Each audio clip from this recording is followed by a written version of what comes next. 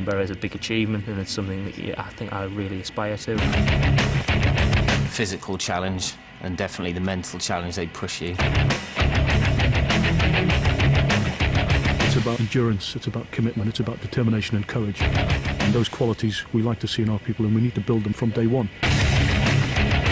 Even though we're getting wet, cold, tired and getting beasted, it's good fun. It's a great bunch of lads, great bunch of training staff, and you do get a chance to go on operations.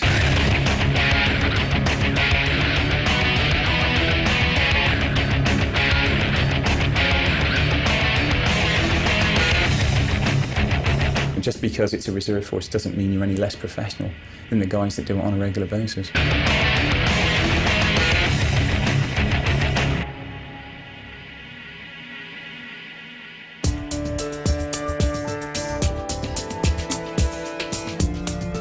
If you're trying to join the RMR and you're thinking about it, I'd say it'll help you your life no end. Problem-solving skills it will give you, determination, fitness, confidence, you know, build your self-esteem. I really want to have a physical lifestyle, and so joining the RMR gives me something to aim for in my physical fitness. And a bit of foreign travel, can't turn that down. Paid to go abroad.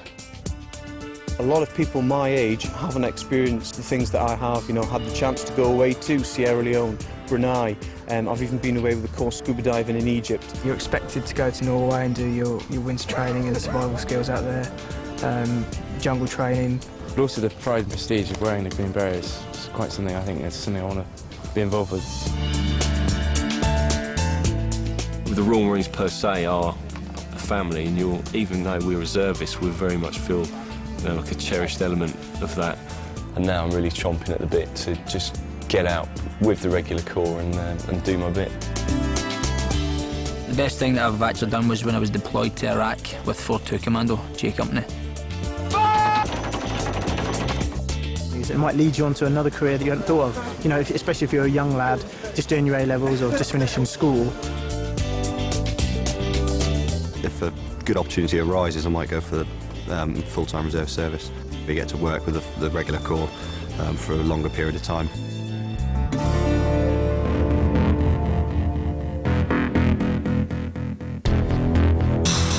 So there's a lot of commitment to get there. Good 18 months as a reservist, and you know, doing all your physical training in your own time. It is more than a hobby. If you're going to get the best out of it, you need to commit yourself and do 1 weekend a month, 2 weeks a year. And lots of guys do extra as well, and I try to squeeze in the extra. It's every Wednesday evening for pool detachment, and Monday evenings is optional, and that's physical training. Keep going now. We're talking up to 15 hours of physical exercise a week, you know, big runs. For us, we've got to strap our boots on at the end of every working day and go out for a run and put the time in on your feet. But the mental aspect, I think, is greater in the RMR. On a Friday night when it's absolutely lashing it down with rain, the clegs coming in, and you know you're going to spend the entire weekend sleeping in a puddle, and that's exactly when your mates phone up and say, do you want to come down a pub? The mental aspect is saying, no, I've got to go away on a weekend. Getting your Bergen on and turning up at your unit. Big, big mental aspect involved. You've got to want it. If you don't want it, you're not going to get it. Mental attitude, nice and positive. Let's go for it, let's get it. Where you go? Curve, point, curve, point, curve, point, curve. It's a case of asking yourself what you want out of the training. Personally, I want a Green Beret, I want to be a Marine, you know, I want to be able to say to people, look what I've done, look at this achievement. As long as they continue to aspire, we will get them through the tests and we will get them to the end of training. But it's about that attitude. They must want to do it. It just takes a bit of being able to look inside yourself. For instance, when you run along on the speed march and you're feeling like you want to stop, you just got to think, well, do I really want to stop? Can I get through it? Have I got more left inside me? As a group, I thought that was an excellent effort. This is but a stepping stone to the real tests. Well done.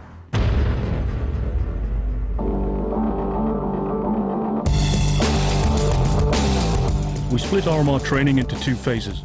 Phase 1 teaches teamwork, individual skills, and involves around 20 evenings and 7 weekends, ending with a 2-week assessment at the Commando Training Centre. Phase 2 teaches advanced infantry and commando skills over a similar period, and culminates with the challenging 2-week commando course. The training's that good that as soon as you come to do your commando tests, you're ready for them, mentally and physically. To see these guys on this course working so hard is fantastic. And in 6 months' time, we'll be back and they'll be on the commando course where they'll really need to dig deep and rely upon each other. The best moment for me was being handed a green beret at the end of the 30 miler over Dartmoor, over the countryside here that we're in. And the worst moment would probably be doing it. I remember approaching the last mile of the 30 miler, and you're about to get a green lead. And on the last mile, my boots were hanging off, my laces had snapped. And I thought, bloody hell, I'm not going to make it. I just stuck with my mates and until we got to the finish line. It was a definite milestone. I think it's one of those milestones that's similar to running a marathon or something like that. I thought, God, I've done something quite full on here, you know, and yeah, I'm proud of it. It was a good feeling, it was worth it after 52 weeks. But training doesn't stop there. Having earned the green beret, there's then a chance to specialise. They do offer a lot of midweek courses as well, such as developing your weapon skills. My area is signals. The unit that I'm from specialises in heavy machine guns and javelin, like heavy weapons. So I guess that'll probably be the first port of call for me, but definitely got behind the landing craft. 3 years ago, moved into raiding troop, which is the boating section as a coxswain in raiding troop, and I really enjoy that. From being a reservist and then being put into an operational theatre, it's amazing how well you are trained and how much skills do come into it. You react naturally to anything that happens on the ground, and that's because of the hard training that we do go through.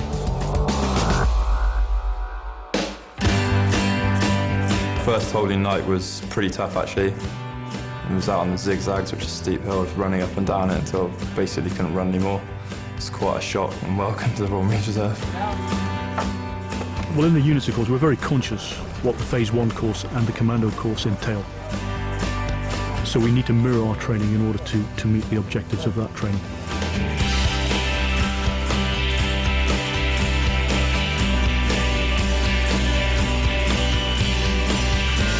Everybody seems motivated and committed. Everybody's trying hard and basically working for each other as well, which is always a good thing. It's good camaraderie. Guys will get along well. It's like going through that together, bonds us pretty well. You feel good afterwards. Hate it at the time, feel good afterwards. We also have the motto of, work hard and play hard as well. My social life's great, yeah. I can go out on the beer with the boys whenever I like. It's great. That's the life we lead. I think our first weekend down at Lympston's going to be pretty tough. Don't think any of us really expect what's going to happen to us at the moment. And again, the 30 miler, that's going to be tough. You got to remember that all the guys that are there have all been through exactly the same thing. We've all had that same initial fear. Bloody hell, what's going to happen? And you do get over it. You do get used to it. It's everything I expected so far, yeah. And this is only just the beginning, so it's quite exciting to see what this is going to lead to.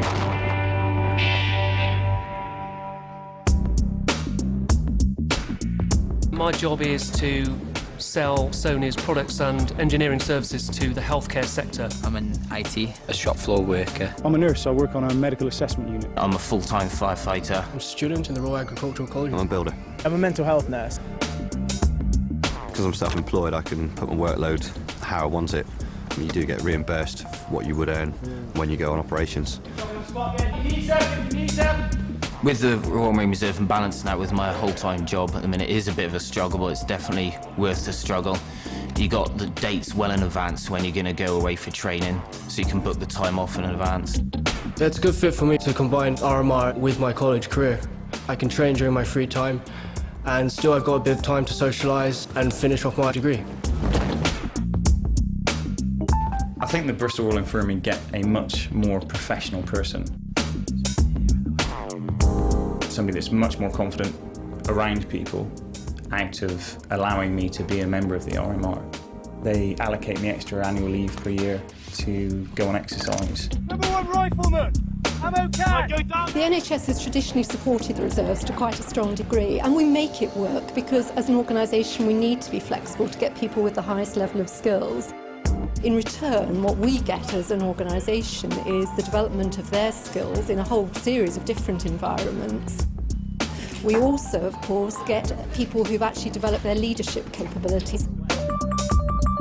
Sony have known right from the beginning that I am in the RMR, so it's not been a secret. It was a question I asked at my interview, how supportive they would be and what sort of leave they would give. They give me 2 weeks paid leave on top of my annual holiday entitlement, and that helps a lot. I think the benefits for Sony and other companies are definitely that you are attracting people with self-starter, self-initiative type of mindset. If John is called up, then obviously we sign up to that when John joined. If Sony is prepared to accept the benefits that John would bring back to the company, then I think we have to support him in what he does.